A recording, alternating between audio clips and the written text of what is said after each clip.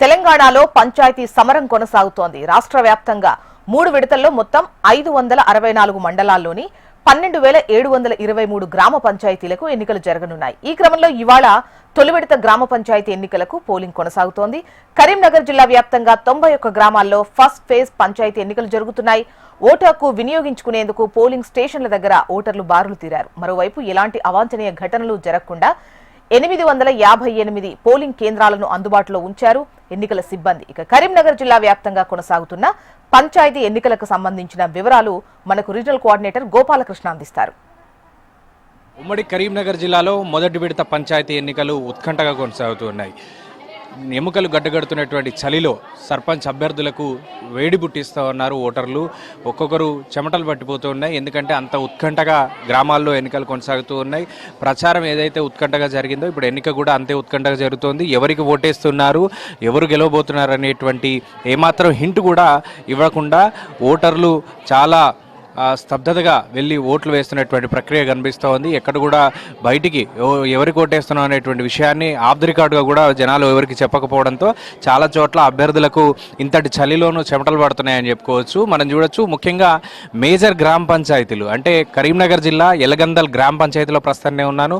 ఎలగందల్ గ్రామ పంచాయతీ వాణిజ్యపరంగా చాలా పెద్ద ఏరియా అని చెప్పుకోవచ్చు. గ్రానైట్ పరిశ్రమలు ఎక్కువగా ఉన్నటువంటి ప్రాంతంగా ఉంటుంది. ఈ ఎలగందల్ గ్రామంలో సర్పంచ్గా గెలవాలని అనేక ప్రయత్నాలు చేస్తూ ఉన్నారు అభ్యర్థులు. పాత సర్పంచ్ కావచ్చు, గతంలో ఉన్నటువంటి సిట్టింగ్ సర్పంచ్ కావచ్చు, ఇప్పుడున్నటువంటి అభ్యర్థులు కావచ్చు, వీళ్ళందరూ కూడా ఎవరికి వారు భారీ ఎత్తున ఖర్చు కూడా పెట్టుకున్నటువంటి పరిస్థితులు కనిపించాయి. చాలా ఉత్కంఠగా ప్రచారం అంతా కొనసాగింది. ఇప్పుడు ఎలక్షన్ పరిస్థితి మనం చూడవచ్చు. గ్రామంలో ఉన్నటువంటి సుమారు ఓటర్లందరూ కూడా దాదాపు ఓటు హక్కును వినియోగించుకుంటున్నారు. చిన్న 18 సంవత్సరాల పిల్లల నుంచి మొదలు పెడితే ఓటు హక్కు వచ్చినటువంటి కొత్తగా ఓటు వచ్చినటువంటి 18 సంవత్సరాల యువకుల దగ్గర నుంచి మొదలు పెడితే వృద్ధుల వరకు కూడా పెద్ద ఎత్తున ఓటు హక్కు వినియోగించుకునేందుకు భారీగా తరలి వస్తున్నటువంటి దృశ్యాలు అయితే కనిపిస్తూ ఉన్నాయి.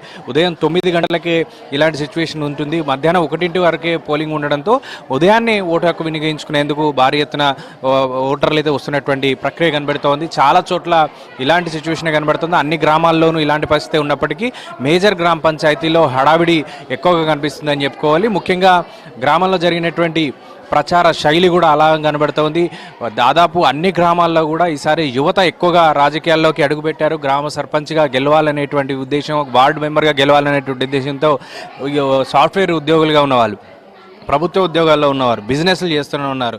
చాలామంది ఇలాంటి వాళ్ళు ఈసారి సర్పంచ్ బరిలో ఎన్నికలు నిలబడ్డారు, వార్డు మెంబర్ బరిలో నిలబడ్డారు. సో ఎవరు గెలవబోతున్నారు, ఎవరు ఓడబోతున్నారు అనేటువంటిది పక్కన పెడితే ఓటర్ల తీర్పు మాత్రం ఈరోజు చాలా ఉత్కంఠగా ఉండబోతుంది అనేది మాత్రం ఖచ్చితంగా ఈ సరళిని చూస్తే అర్థమవుతోంది.